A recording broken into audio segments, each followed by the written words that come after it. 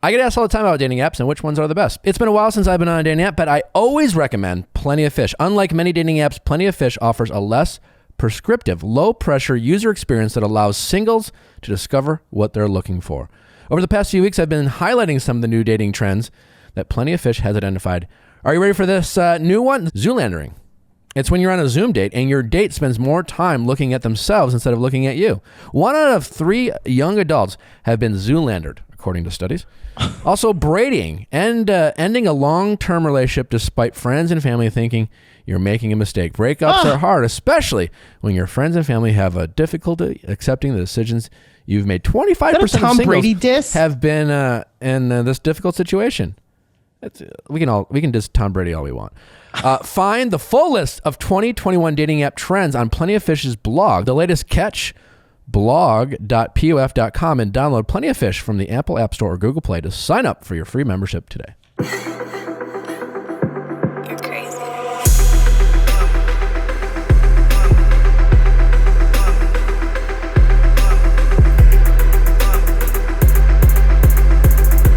What is going on, everybody? Welcome to another episode of the Viall Files. I am Nick, your host, joined by my producer, Chrissy, who is snuggled up in Montana. How was the drive, Chrissy?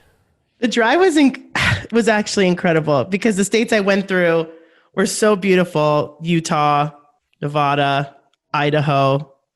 It was so beautiful. It was long, but it was pretty. It's cold. What's the temperature there? 18 degrees. Is it 18? Wow. 18 with like a wind chill of 2. Sweet. But it's fine. The first thing I bought was ice melt. When's the last time you bought ice melt? What is ice melt? Ice melt is like the container that has like the salt and like the kitty litter in it that you put down so it melts the snow and the ice on the stairs. Nice. You gotta go buy that at some point in Milwaukee. I should probably know what that is, but I don't. I mean, I certainly have shoveled plenty of driveways and sidewalks in my life, but I don't remember ever using ice melt. Well, I can't wait to get my truck. So I'm in an empty house right now, but soon. Well, I am glad you are settled into the new home. We have a great episode for you today. Kevin Dillon and Doug Ellin join us. Doug, the creator of Entourage. Kevin, one of the actors who plays Johnny Drama, who is my favorite character on the show. The best character on the show. They have a new podcast called Victory where they talk about, obviously, the behind the scenes and their experience filming Entourage. And they were kind enough to come on and talk about that podcast, some stories about Entourage. I was a big fan of, am a big fan of. I'm sure a lot of people listening have talked it out and just kind of talking about writing it and the behind the scenes and just some little man chat that we get into. Yeah, Victory, the podcast too. They also talk about like all their Hollywood stuff. So it's not just about Entourage, but all their also behind the scenes stuff, which is kind of cool and fun. For sure. And we weirdly talk about guys masturbating.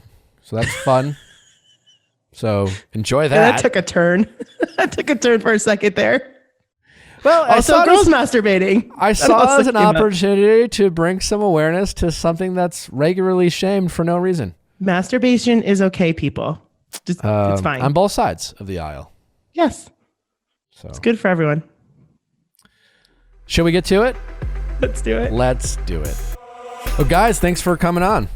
Thanks for having us. This is a ton of fun for me because, and I'm sure you guys get this a lot with some of the interviews you guys have been doing, but I've been a fan of Entourage since it's come out, and so it's fun to talk to you guys, and I know you guys have a lot of things going on, especially with your new podcast, the Victory Podcast. So thanks for joining. Yeah, absolutely. Glad to be here. I mean, we wish we could be there in person, but now that we're all locked down again. Yeah. What are you gonna do? So yeah, I mean, it's just I have so many kind of fun questions, just being a fan. But in terms of like the podcast, what made you guys start doing the Victory Podcast? And was it just kind of seeing things in the podcast space and thought, this is such a missed opportunity if we don't kind of go to the behind the scenes? Because I'm assuming people have so many questions. Kev, you want to go or me? You got it, Doug. So I'm pretty sure Kevin probably didn't even know what a podcast was 6 months ago, is my guess. For me, to be honest with you, like, since I was a kid, I wanted to do a radio show, and people have said to me to do a podcast for the last 5 years, but I'm like, what am I going to, A, what am I going to talk about? B, how are you going to differentiate from all of the other podcasts? So Kevin Connolly came up with this. He has a podcast company, and he said, you know, what do you think about doing one where, you know, we talk about the show and stuff, and what really sold me, to be honest, is he said Dillon will do it. And I'm like, if Dillon does it, I'll definitely do it. And then to me, it was, I wanted to talk about more than just Entourage. I wanted it to be about our careers, about our lives, and all of that stuff. And it's been just, I mean, honestly, it's been awesome and fun and surprisingly easy. So it's been cool. Yeah. The way it came to me was me and Kevin Connolly, where he has a bar, I think it's on Melrose or Third called Gold. I've been there. I've watched the games there. It's a nice spot. Yeah. It's a good spot. We had a couple drinks, and he was telling me about this podcast company that he's going to be doing. And he's like, hey, I know you have I have a lot of hobbies, you know, pinball machines. I love pinball machines. I love cars. You know, I'm into space. I'll talk about space forever. And he's like, I want you to do a podcast. Think about all these different, you know, you have so many hobbies. Think about doing a podcast about one of them. And I said, I don't know if I'm just good enough. I don't know if anything would work other than Entourage, really, that I could talk about. And but the pinball podcast space is already taken. Yeah. But by the way, this is exactly like why I wanted Kevin. Kevin is, and everybody, you know, which makes me sad because all the comments I keep getting about the podcast are like, Kevin Dillon seems like the greatest guy ever. I just want to hang out with him. And the truth is, you can't fight public opinion. You can't fight it.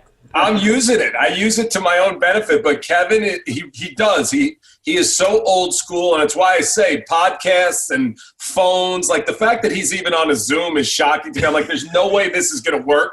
But he's really I'm doing it from my phone. I can move it around. I got look at see the T-Rex behind the Allosaurus skull. That's from the show, and you know, so it was just a fun chance. And Kevin and I were such close friends from the start of the show, and Jerry as well, who's come on, and Emmanuel and everybody. So it's been a lot of fun, you know? Yeah, absolutely. And it's fun going back down memory lane. For me, it's when I first started watching it, I was just some kid in Milwaukee, right? And it's been fun watching it back now having lived in LA for 4 years.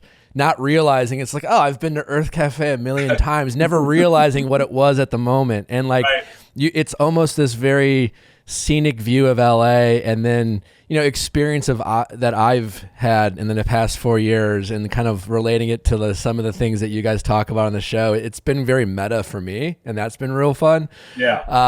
But it's been so fun to just kind of go back and check it out. When you started the show, I know people have talked about, like, and I've heard this rumor too, like it was based off of Mark Wahlberg's life, but it's really more, based off of your friendships that you had, Doug, growing up, and then kind of loosely based off of Mark's career. Is that accurate? Yeah, I mean, how it started is Mark brought it to me, which was kind of a loose idea, just a movie star and his friends, and Mark had this crew. So Mark from the beginning was awesome, and for whatever reason, trusting me that I would not make him look silly. And I said, I need to move it to New York and kind of use elements of your life, but also use the stuff that I know. So it was a mishmash of things like that, which, the amount of stories I used from my own life were obviously pretty prevalent, but Mark was just the overall influence of the idea of the success that he had and of the career he had. But even once we cast Adrian, because we looked for a Mark Wahlberg type of guy, which the reason Mark is a movie star is there really aren't a lot of him. And Adrian was a very different character than Mark, which I think ultimately worked for the show. But, we leaned into all of that. And then when I got these guys, Dillon, he embodies so much of Johnny Drama's character while being so actually different in real life that all of the actors kind of did in certain ways. So, and we all became good friends. So we used a lot of elements of their lives and experiences and all of that. Yeah, for sure. I was curious about that because, watching the show and just talking to Kevin a little bit, like, do you get that a lot? Kevin, in terms of like how much are you like this character on the show? As someone who, you know, is known for being on reality TV, it's kind of a weird thing because Entourage obviously is it's a scripted show, but this the way I don't know if you did this deliberately, but it has a very real feeling to it, right? Like it could be like almost like a documentary rather than a TV show. And that's why it almost feels like you're really getting to know these people. So how was it for you when, when the show was airing, Kevin, and people assuming that you were Johnny Drama, like was someone like, who goes on reality TV and be like, well, I know everything about you because I watched you for 10 minutes on a show or something. Yeah. Did you like that? What was different? And I did get that. I got that all the time. People, because my brother Matt, I have a famous brother, and they thought that there was some kind of comparison, like that they hired me on purpose for that reason. And I don't know whether you did or not, Doug. And either way, I don't care. But so you have those similarities there, and every actor brings a lot of himself into each role. I definitely have a lot of differences than Johnny Drama. He's a lot crazier than I. I mean, Johnny Drama's absolutely nuts. I love the guy, but he's crazy. From the beginning, though, when we started, it was important. We wanted it to feel as real as possible. And one of the best things from the first season, especially because a lot of people didn't know Adrian, people were like, is this is this Vincent Chase guy a real guy? Yeah. So in the first season, we really felt that. But as far as Kevin Dillon, I grew up watching Kevin Dillon movies. It's so funny. I was at Prince Street Pizza yesterday, which is a great new pizza place in LA. I went there the other day. Yes, thank you. It's amazing. And Debbie Rosiello was a friend of mine since kindergarten whose name was used on the show. So her cousin, him and his father are the owners of Prince Street Pizza. But they were talking about the show yesterday, that when it started, they really thought it was real. But he was talking about Heaven Help Us, which is a movie I grew up on that Kevin was in 35 years ago. So Kevin, from Platoon to The Doors, was a guy that, he was living the life of a successful working actor when I was dreaming about doing this business. So I remember the day before Kevin came in, I actually know Kevin's ex-girlfriend who said, Kevin Dillon is coming in to read for you tomorrow. Now, just as Hollywood is, your first reaction is like, oh, the guy from The Doors, Platoon, blah, blah, blah, Matt's brother.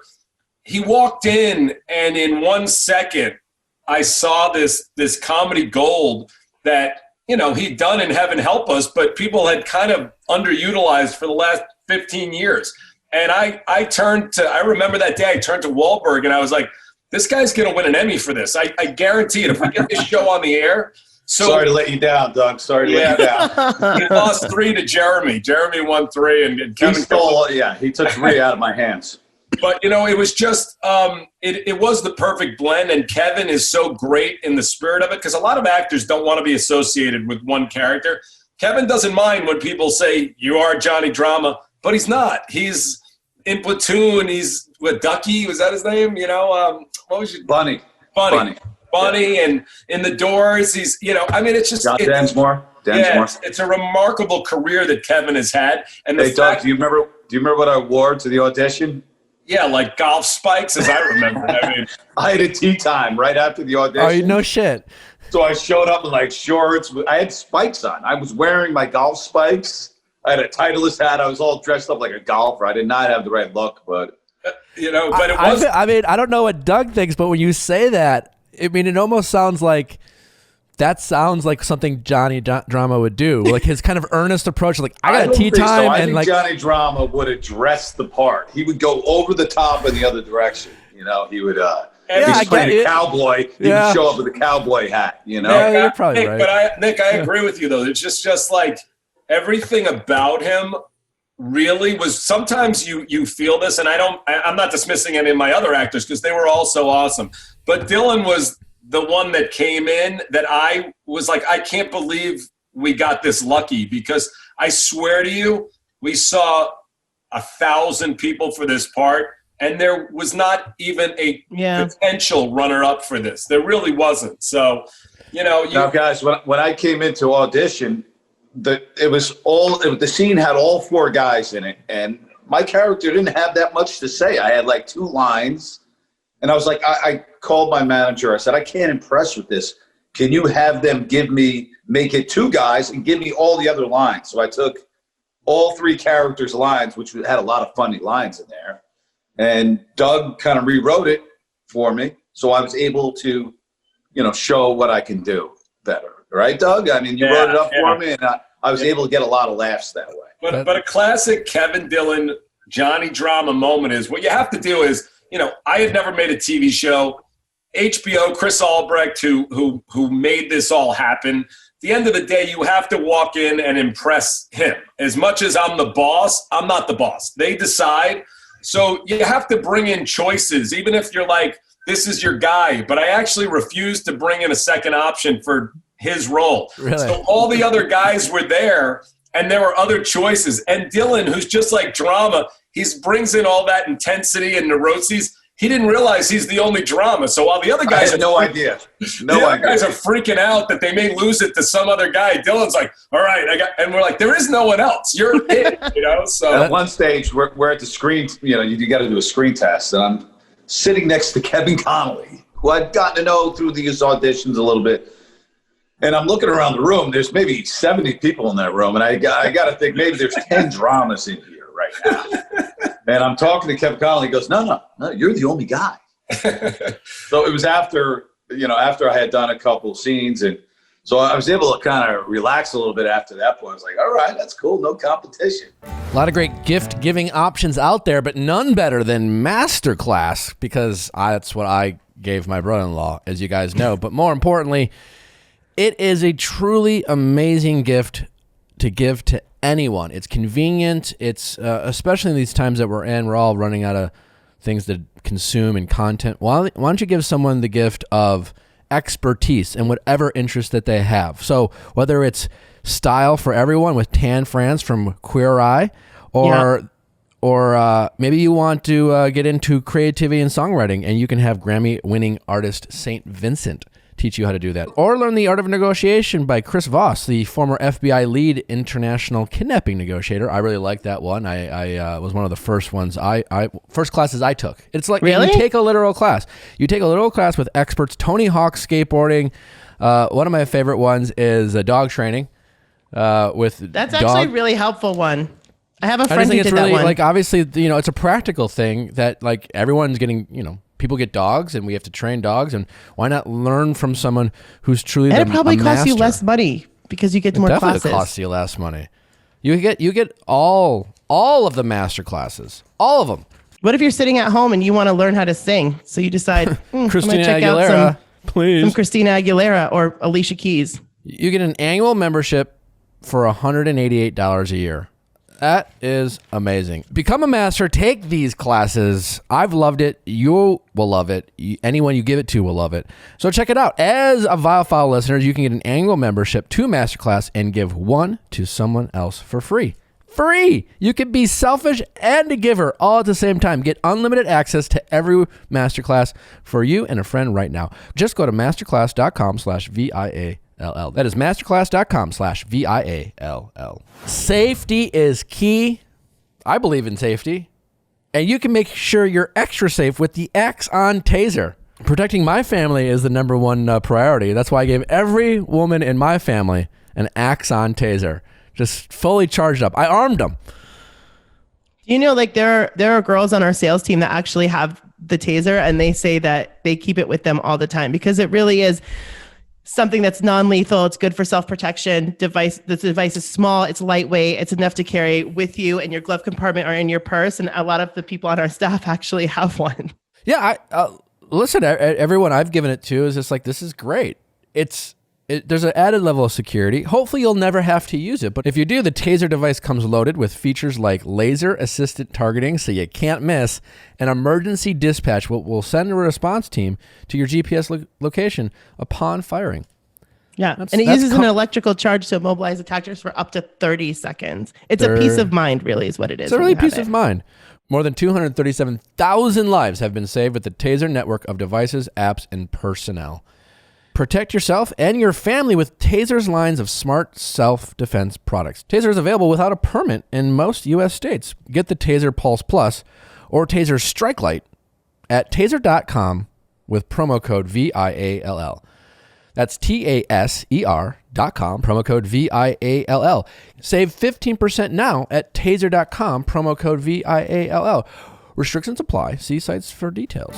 That's amazing. And I'm not just saying this, Kevin, because you're here, but especially, watching it back recently, Johnny Drama is my favorite character on the show because thanks, bro. To me, it's the most honest character when I watch it. And I don't know if it's because having moved out here, I've done acting and I've, been in LA doing the hustle and all those things. But like when you talk about like the neuroses and the way you show that, to me, like, yeah, is it heightened? Is it like, but it seems to be the most honest interpretation of like all the things that people who move out to LA think and experience. And like Johnny Drama is just kind of always thinking out loud. And to me, it's just fun and relatable to watch. And to me, it just seemed it seemed them in all great performances, but it was such an honest interpretation. I love watching. I really appreciate it. That's a compliment to both me and Doug, who but wrote whatever. so many great things. I don't even need the compliment because the thing is, it really but I don't, because Dillon, and I've said this to him before. There are lines when I write and I go, I hope am I allowed to curse on this show or no? Oh yeah. There are lines I write and I go, God, I hope an actor doesn't fuck this up because I really this just works on the page. And Dillon. And I've talked about it on our podcast, but there was one line in the pilot, which was just, you see any parts in there for me, bro? Which is just him asking his older movie star brother whether there's a part. And honestly, I wrote it as just like kind of a throwaway little funny line. And the day Dillon did it on the set, the HBO executive was next to me. And you felt exactly what I wanted the whole show to feel like. It's that feeling of Hollywood, that it is a struggle. It's not the Vince story. Yeah, it's the story of that we all go through. And Dillon, when he said, you see any parts in there for me, bro, which is not much of a written line, it was heartbreaking because you knew this poor guy, he's got his little brother who's got all the success in the world. He's fighting. He's making him breakfast. And the HBO executive said, this guy has just got it. And again, it's never to dismiss my 5 actors, and we had a lot more on the show. Every one of them was absolutely perfect for this. But Dillon brought the heart and soul of like the struggle that we all know, because, one of the issues I had when we started the show, when Mark brought it to me, I was like, well, Mark, no offense, but you've never struggled. Like you were in your underwear. Like what? You were in your touch. You were in a Calvin Klein underwear ad at 17. You had a hit song at whatever his age was, and your movie career has just been pretty awesome. So what made the show relatable, I think, to people, because everyone, no matter what their job was, could relate to the struggle. And everyone knows the worst thing in the world, which not to say that Kevin had this, it was just weird that Kevin had a movie star brother. But there's nothing worse than when your brother is just doing better than you at the exact same thing, and your younger brother as well. Your younger brother kind of changes it a little bit. Right. But you know what, Doug? I did see that line as when I read the script as a very critical line for my character right there. That's what I'm all about right there, is getting work, getting a job. So I knew that was a really, it wasn't a throwaway line to me. It was I got to deliver on this line. It's awesome what you brought to it. And for all actors out there, I think that is Kevin. They always ask me, is Kevin acting? This guy would come in on set with choices, and strong choices. And I'm very strong on what I want, which Kevin and I, we almost came to blows a couple of times, and I love him like my brothers do. But he brought extremely strong acting choices to everything he did. And the biggest compliment anyone can pay an actor is when they are asking him whether they're acting or not, because it feels like he's not. Yes, that's a compliment to you as well, because it seems like improv because the dialogue is so good, but he wrote this stuff. Well, thank you. You see how much we love each other because we just it's fun to listen to, and you're absolutely right. Just because, again, like that's why I say it just felt like the most honest interpretation. Just because, what I loved, and I'm curious about this, Kevin. Like Johnny Drama seemed like neurotic, but also like wildly self-aware. And sometimes I know I can be neurotic and I try to be self-aware, but is that something you related to? Because like here you have this character struggling in Hollywood, his famous brother, it's very easy to be disillusioned in this town and kind of feed into the bullshit. And it's like Johnny Drama was never going to let people bullshit him. Is that something that you were good at in your own career moving up? Because you really kind of have to stay grounded and surround yourself with people or yourself to not feed into people's bullshit. And Johnny Drama was always great at that. And that's why I think part of the reason why I love the character so much. I'm just wondering if that's something that you had in your own life and you brought to the character. Yeah, I think I'm pretty self-aware. One thing about my career is it's been up and down and up and down. It's a roller coaster ride. That kind of humbles you a little bit too. It makes you very self-aware. And to have have an older brother who you've seen go through all this stuff as well. And I feel like Johnny Drama sees these same things with his brother, and he's had a bit of a roller coaster career. And I think that will make you very self-aware of what's going on and, where you are, He was the best. I played a lot of great characters in my life, but no one has been even close to being as much fun to play as Johnny Drama, because he's got so many levels and so many layers. He's so fun to play. I totally agree. I think he doesn't get his due, even though he gets a lot of due. But like Johnny Drama, it's I was watching it back. I'm like, this is the fucking best. It's just, you were watching it. What? Say it again. When I was watching it back, just watching Johnny Drama, it was like, this guy's the best. It was just, I don't know. You were a scene stealer. And Thank also, you, bro. And also, though, not to take it away. I didn't do it on purpose. But it is not to take it away from my work, and I'm really not saying this. He does the same shit on the podcast. It's like, he really is so... Kevin Dillon is the most honest, authentic person. What he is what he is, and there's no bullshit. And the stuff we talk about that really would be Johnny Drama if I didn't meet Kevin, but that plays into him. This guy didn't have a cell phone the first couple of years of the show. Like, the idea in this day and age of technology that we would have to have someone drive sides out to his house, which was in Malibu, for an hour, because he was like, I don't know how to work email. And it wasn't like you thought there was something wrong with him. You felt like there was something wrong with you. You're like, why am I obsessed with my phone? I can text Kevin Dillon, and it won't get a red sign for 3 days. And it's not that he's ignoring me. It's that he honestly doesn't give a shit to look at his phone, So God bless him. And he's very... I have like 1,000 unread messages right now. People are like, how could you do that? How could you have 1,000 unread messages? You have a couple of threatening ones from me because I didn't get a response. Oh, I'm afraid to look at this stage. I feel even more honored now that you were able to come on and get this all to work and come on the show. I know but I know you're joking a little bit. You have no idea how hard it is to get him to do these things. Like, No, I know. I really mean it. And he's one of the guys, turned over a new leaf. But we talked about it on the show, because one of the lines that I wrote in the show, which is very real, and I try to say to Kevin all the time, when I'm talking about this podcast we're doing, which Victory the Podcast, I'm going to sell it with the hat, everything. But I say they don't pay actors to act. They pay actors to promote. That's like really the job. And Kevin, which is great for him, not great necessarily for the producers, Kevin really believes in the work. He doesn't care about all the bullshit that surrounds it. He's not trying to suck his way into other things. He really wants to go and deliver performances, and you can judge him or not. Now, I try to tell him in 2020, unfortunately, you have to do both. And he's like, this guy didn't have Instagram till probably a year and a half ago. Now he's like, I love it. They offer me free meals at places. I'm like, Kevin, there's people getting millions of dollars out of this stuff. So it's important that you do it. But you reminded me of a story of my dad who like at one point was like refused the text. And then he realized that was the only way his kids would communicate with him. And he's like, "Oh, this is amazing!" And then then your dad's sending you the most random text and like stories and links and bios. Yeah, like, he won't stop now. Create a monster. Like, yes. My Aunt Pat has done the same thing. Doug, so when you came up with this idea, I know a lot of the stories were very strongly based on your friendships.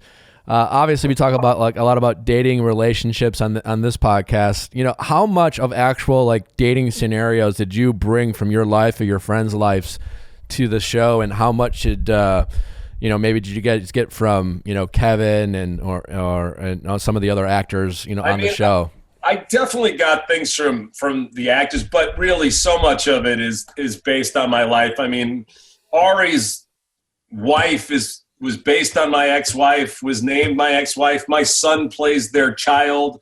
There were direct stories that are right from my life, which, you know, my ex-wife, who we're very close, so it's all good, but she used to be like, do you really need to put this on TV? You know, and you know, and the character of Eric out of the group was really like kind of, you know, me and my friendship group. So I took a lot of stuff from that. But these guys, because we were so close, would call me up with ideas all the time, and then we would incorporate that as well. So if you're not using natural deodorant on your body, then you are just nutty.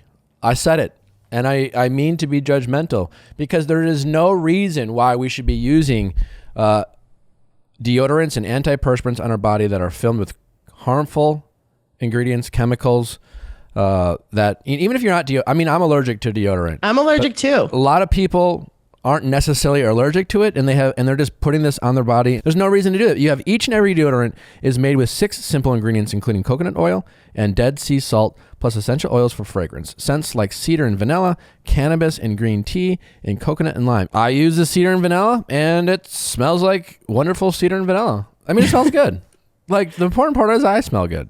Yeah, you do great. smell good. I have the lavender and lemon scent. That's my favorite. It's perfect. Very girly. No, they haven't sent me the lavender and vanilla, but the cedar and vanilla is wonderful, and I enjoy it. Each and every has been proven to provide odor protection equal to antiperspirants without aluminum. I can vouch for that. Used to always wear antiperspirants. Thankfully, I don't have to anymore. Each and every, and I smell wonderful. Lasts all day long. And it doesn't stick to your clothes, which is super important. It doesn't get all over your clothes. Yeah, you know, when you put the T-shirt on, the antiperspirant stains that get on my T-shirts, I don't have that problem anymore. Not with each and every. Not with each and every. We'll know you love each and every, and you will want to share it with others like we are. Make sure you check out their limited edition gift sets and bundles now and take advantage of this great offer for our listeners. 30% off your first purchase. Go now to eachandevery.com/VIALL and use promo code VIALL. Remember, get 30% off. Use promo code VIALL at eachandevery.com/VIALL. Manscaped. Get those balls smooth. Make them clean. Make them groomed. Get it for your man. Get it from yourself. You deserve to have your man to have slippery, clean balls. Clean, too. If you let yourself go in 2020 while in quarantine, Manscaped is here for you to reboot and stay clean and shaved in 2021. I mean, amen. Amen. Come out of quarantine with clean balls thanks to the Lawnmower 3.0. This waterproof and skin-safe trimmer will reduce nicks to your best friend, no pun intended. The third-generation trimmer even has a light to give you the glow-up you need in 2021. It's also time to freshen up down there with this New Year's. The Crop Preserver is an anti-chafing ball deodorant and moisturizer. Very important stuff. Yeah. So Manscaped is doing all the things that people need to get some action. Yeah. To make it nice down there. Everyone take care of it down there. And make sure your man is doing it should be a glorious garden of just groomed stuff. To never feel, you should never, walk into a field that you feel like you get lost in. Just be like, I don't know what to do with that. That's the worst, is going down there and being surprised. Yeah, nobody likes that. Get 20% off and free shipping with code VIALL at manscaped.com. That's 20% off with free shipping at manscaped.com. And use code VIALL. Happy New Year to your balls. Yeah, I'm wondering. So when this show started, the internet wasn't what it is now, right? And watching it back, you're still seeing flip phones. You see the technology that was. Have you thought about like how the show would have changed or evolved? Or if you guys brought it back and you incorporate like things like sliding into DMs, Instagram. You see, 10 years ago, A-list celebrities. You were still like, I don't do that. And you see, but even your biggest stars are, like you said, are on the platforms and using it to their advantage and making it part of their brand. Have you thought about how you might have done it differently with the technology being different now? Yeah, I mean, of course, and it's weird because, Kevin and I think we both feel like we're still 25, and it doesn't really make sense that we're talking about this show that really predated the internet, TMZ, all of that stuff. So when we were showing a behind-the-scenes look at a movie star's life, you'd really never seen it. Now you turn on the TV every day and you're seeing some version of behind the scenes of a celebrity. So it's very different. But I don't really think there would be any issue with the new technology, how it would work with us.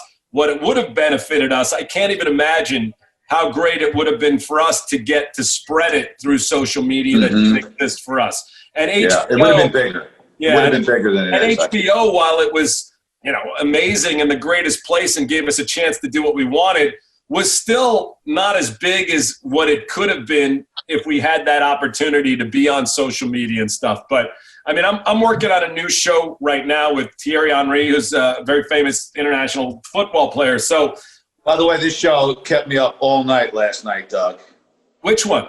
Your show. What do you mean? Why? Well, we're having a great time doing Victory the podcast. We're talking, bouncing around ideas of doing a reboot. And now you're taking off. It's kept me up all night. Well, number one, this show is set in London. I'm not, the podcast is, to be very honest with you, is my favorite thing I've ever done work-wise. And I said this on the podcast, but running a show, writing a show every week, dealing with all the talent and the egos, not necessarily Kevin Dillon, is very, very difficult. The podcast, working with two of my closest friends, is awesome. So the podcast is going nowhere. And, we've talked about if someone really wanted a reboot of Entourage, then we'll really get into the logistics of it. But if there was an interest, obviously we'd figure it out, and this show is not going to stop that. But the new show, which deals with celebrity in a different way, will deal with 2020 versions of it, which Gotcha. I think would have been great for Entourage. I wish I would, listen, I mean, it's again, so weird to think that it was 2002 when we started this. But it could be done today in a very present way. And as you know, Nick, it's like celebrities, what you guys deal with, even on any level, reality stars, movie stars, athletes, it's just a different universe now, and almost all of them. I always think about Philip Seymour Hoffman, who's one of my favorite actors, who kind of has that Kevin Dillon thing. But Philip Seymour Hoffman was very big on, he didn't like doing interviews. He didn't like doing anything because he wanted you to see his character and not think about Philip Seymour Hoffman. And I wonder if he would have succumbed to what it is today, because almost everybody is on this. It's like I'm watching Anthony Hopkins on Instagram doing crazy shit. And it's like, it's so bizarre to me. So that's a great example when Anthony Hopkins is on Instagram. That's a perfect, because I remember seeing his Instagram. I'm like, why does this feel wrong? It felt like unpure almost, because it's Anthony fucking Hopkins. It was just like, I couldn't believe also, it. on the show at this point, it would have been like, you could see if it was in this setting, Johnny Drama and Turtle would probably be on every dating app that is available, and they would be on the wrong dating apps. I would have loved to see Johnny Drama and Turtle on Tinder dating and app stories.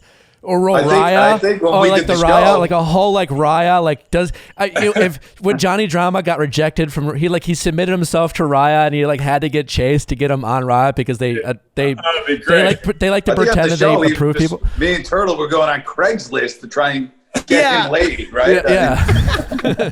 I mean, it really is. It's so remarkable how things have changed. And Raya, I met my girlfriend on Raya. So I mean, it's wild. People are on it. Yeah, it's wild and unbelievable. And the real thing is that would change and not make it more difficult. But celebrities cannot hide. There's no getting away with stuff anymore. There's if you have an affair, it's coming out 35 seconds later. So it would have been cool to see how we would change it then.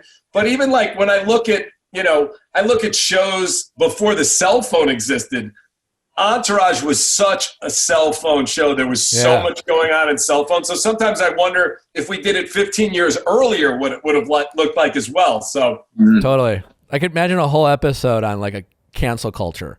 Yeah.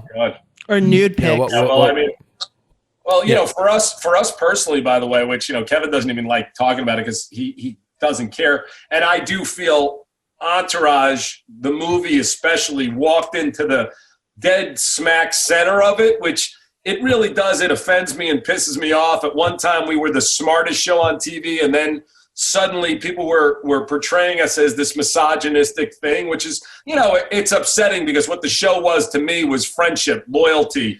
It was not about chasing women. Of course, we had stuff like that because they were young guys. But the great news is during this pandemic and with the podcast, I've really felt a turn and people have started to appreciate it again for what it was, which is a show about friendship and loyalty, not about anything else. So, well, my girlfriend was watching Bridesmaids the other night, and it's an interesting twist.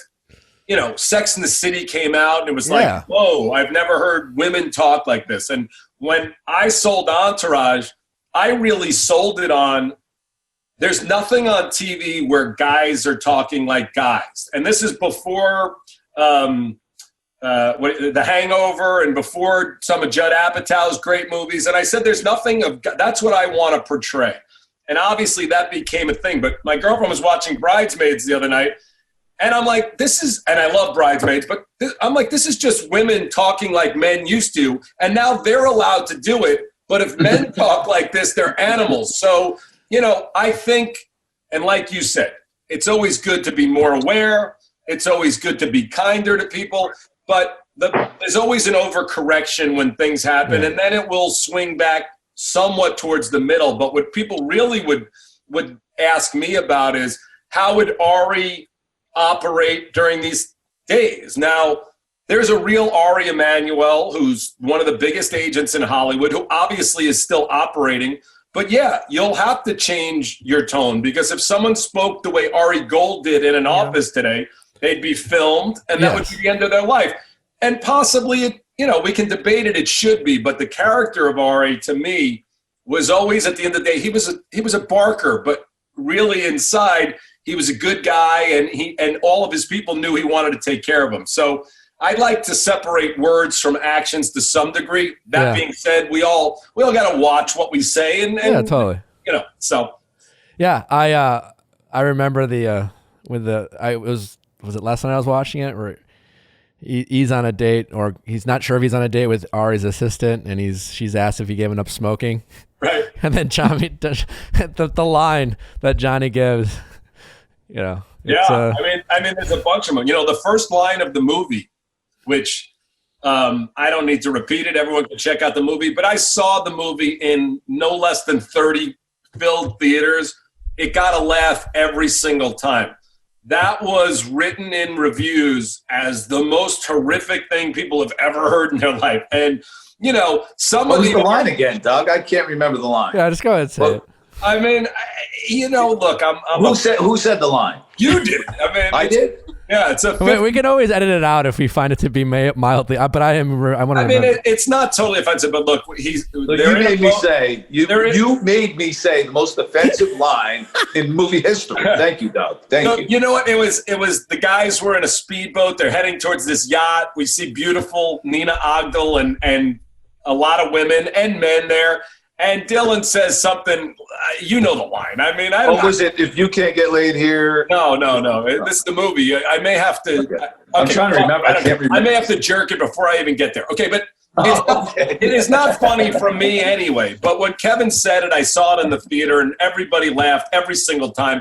The reviews pointed it out as one of those things. And I think it's funny, while there are these shows on TV about murders and killings, and, you know, we're talking about whether a guy can say something to his buddies that is slightly obnoxious. I don't even know if that's offensive. I mean, especially on this show, we talk about dating relationships all the time. I don't know if Chris, he told you, we have a strong female audience, and they're often listening from a guy's point of view. Yeah. And it's always a lot of questions. Guys masturbating, or whether they do or don't, is a hot button topic of one that, like, women don't seem to, you know, because maybe it's because guys don't feel comfortable admitting, like, you know, that's why the Seinfeld episode was so brilliant when Kramer's like, not every day. And like girlfriends would go to their guys at the time when that came out, like, really? You're like, well, yeah, sometimes 4 times. I don't know. Like, it depends how much time I have or how bored I am. I'm just trying to pass the time. But like that line is true. Like the guy, when guys are just like, I mean, I might need to jerk off before like the something about Mary scene, you know, like in terms of like getting it out of your system to try to calm your nerves. Guys do that all the time, you know, and I don't think that's a wrong thing to put it out there. It's more of a sex positive approach of like, I don't know if you guys remember the episode where Johnny Drama's all nervous and Turtle's like, just rub one out in the trailer before you get out there. Yeah. And he's wearing his mic. Yes. So the whole crew is listening into him. And look, you guys can tell me if this is accurate, but again, when there was all this backlash coming against Entourage out of nowhere and Girls came out, I'm watching Girls, and like they have a scene where the girl is so enamored by a guy she met at a party that she literally had to walk into a bathroom and masturbate.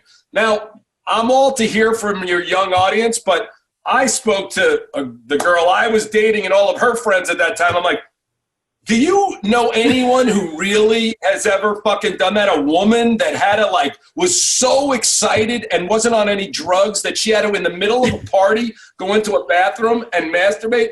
But, you know, that was considered at the time. And again, you guys can tell me what your audience thinks or what you think. I don't believe that was realistic. But what he said with guys, it is realistic. And it is, again, I don't even like talking about this. I'm 52 years old now. I got a daughter. And so I have softened myself, but it's just ridiculous. I mean, like, again, I will say it as many times as I can. Entourage was a show about friendship and loyalty. They were never abusive to women and never would be. They were always talking shit and, you know, and that's it, you know? No, they're great characters as stand-up guys, yeah. But the guys masturbating it's a real thing, and I think it's good to bring awareness to. I was in a comedy writing class, and one of the guys in the class talked about it every time he went on a plane, he jerked off in the bathroom. Every time. And it was like we were sitting there because, you know, you're trying to use like real life experiences, and we were like, well, okay, no judgment, but that is aggressive because he said it like it was no big deal. Like he thought he'd get a laugh out of it. But like, I mean, the point is, the guys, you know, sometimes we. I have a friend from high school who the Vince character was slightly based on. I mean, we drove across the country once, and the next thing I know, I see him in the car. I'm like, "What are you doing?" He's like, "I'm jerking off." I'm like, "On the drive? Like what?" Well, I'm driving, by the way. Yeah, I won't say his name because I'll embarrass him, but he knows who it is. But again, there are guys who do that. Now, I've never done either on a plane or on a drive. Nor have I. Neither have I. But whatever. But the point is, chances are your boyfriend masturbates if you're listening, because we get a lot of those questions, like where it almost seems like a thing. If you're in a relationship, they stop doing, and I think it's always something I'm trying to like put out there. It's just like, you know, listen, make sure you're having your sex or whatever, but like I didn't even know that was something that would still be talked about, to be honest. I mean, a lot of our listeners are just like, a lot of them are, you know, pro-master. Some of them are, you know, I'll get a lot of questions, be like, hey, I'm in a relationship and my boyfriend masturbates too much. I'm like, what do you mean too much, or if at all? Like they almost feel it's not talked about enough. It's not normalized. I remember 15 years ago or so, a friend of mine was legitimately getting divorced because his wife caught him watching pornography. And I was like, you're joking. Like, really? She doesn't, like, you live that far in a closet that she doesn't know in 10 years of marriage that you watch some pornography? So, you know, I guess there is different levels to what people think, but, you know, everybody's, like we said, be kinder, but like be realistic about what the world is and what, you know, what's happening. So yeah, totally. It's a weird though, because it's still we're still, I think, as a society dealing with societal norms, double standards, you know, like you kind of mentioned that Girls episode versus how, you know, and I think it's good on both sides to just have things that are normal be normalized, that are healthy. Like, stop, you know, why are we shaming certain aspects, whether it's from something women normally do that we don't show, or men normally do that don't show. And you're right, like, as long as we're all being respectful to one another, it's good to kind of put these things out there so like we don't start like making ourselves feel judged or weird for doing normal shit. You're just like, I don't want anyone to know like the normal things I do that everyone else is doing. Like everyone's doing it, but then like it's like being in middle school sometimes. We're like, remember when we were in middle school and like you started masturbating for the first time, but everyone's making fun of you for masturbating? Like that was middle school. It was like, it was. And you know what? That's what the best feeling about with the internet now and with the podcast now. I get all of these messages from people who are like, this was me and my boys. And, you know, when LeBron James was on the show, he was like, this is my drama, this is my turtle, and this is my E. So that's the biggest compliment I think we all can take and go, this is what guys are like. It's just that simple. And if you want to like put them in a closet and get them to hide from who they really are because some society is telling you that, but they were good guys who looked out for each other and were more concerned about their friendships than making money, than anything else. I mean, Johnny Drama especially, like, he was Vince's mother in a lot of ways and would have done anything to make sure he was okay. So totally. And it's funny because we're talking about now, it would have been fun to see you write an episode like that because I could see those guys, right, in a cancel culture situation where someone says something in a group of guys, because guys will do this now. We'll check each other, right? And it would have been funny if him like, I don't know if we can say that anymore, and then have a discussion about why we can't say that or why that could be offensive, right? There's like attempt at being woke within the group because guys will do that. We'll check ourselves. So it's like, Nick, you got to write Entourage too, man, because I'm not really that right, but you can make that. I mean, I've been binging on it recently, so. I love it. Also, when you talked about friends, it reminded me when I was watching it back. I'll never forget a night when I was watching it in Milwaukee. My one buddy Nick, who like we were just super hammered and we were just done watching like Entourage, and he was like, "You got to be our Vinny Chase, man." He's like, if anyone can do it, you got to be our Vinny Chase. And I just remember laughing about it just because, you know, but like watching it back and like moving out to LA, it was kind of a very meta thing. And I'm in no way comparing myself to Vinny Chase, but just every guy, you're right. Like and if you were a fan of that show and you had a group of guy friends, you all kind of were like, who's who in this lineup, right? And then it was just pretty fun to. But honestly, that was a very. That was the whole wish fulfillment of it, that you could go with your best friends and you could all avoid all of the difficulties that we all know people go through. I mean, I'm still best friends with my friends from kindergarten. I'm talking, I have a text group with 15 to 20 guys that talk daily, and they've all gone through divorces and children with medical issues and financial things. So that's what the real wish fulfillment is. And you know, listen, you've had a great run, so it doesn't have to be Vince Chase, but I'm sure to your friends back in Milwaukee, you're Leo, you know, and did you bring anyone out with you? Do you have any of those guys, you know? I still talk to them all the time. No one came out just because it was more later in life. Like I came out here in my 30s and they were all like, you know, it was basically, I took a risk when they all like, I broke up with my girlfriend, they all married theirs. Right. And it was kind of one of those things where like I need to do something different with my life kind of moment. But I still I have my best friends that I still talk to on a regular basis from middle school through high school and just like you. So those friends that stay with you no matter what. Yeah. So and Entourage, like you said, was a very bonding show for for me and my boys back home. Yeah, and you know, we talked about last week. I hung out with Tyler Cameron in Santa Fe a few weeks ago.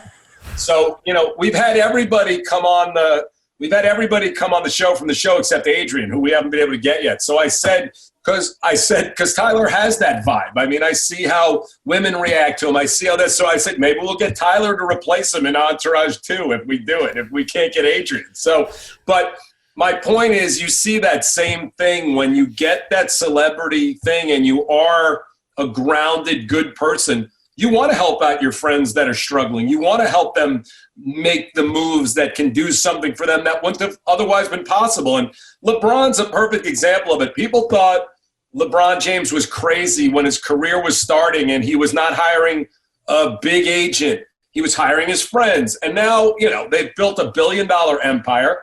And a lot of people are trying to do those models because the truth is, and again, the soccer show I'm doing with Thierry Henry, which is called Day Ones, is about similar thing. It's about those guys you grew up with or girls that you knew you before you were. And those are always the best things, because when you get to Hollywood, you never know. Everybody's got an angle. Everybody's got something, and they also forget about you extremely quickly. Like Kevin said, we have both gone through divorces to career being on top of the game to the bottom of the game. And it's a humbling and kind of blurring experience. So.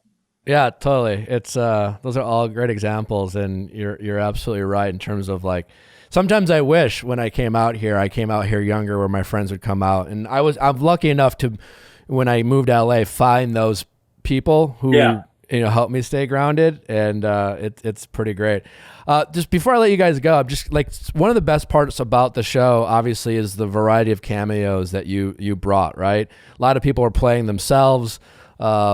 Or heightened versions of themselves, and then you have actors playing characters like the Val Kilmer character who plays he's not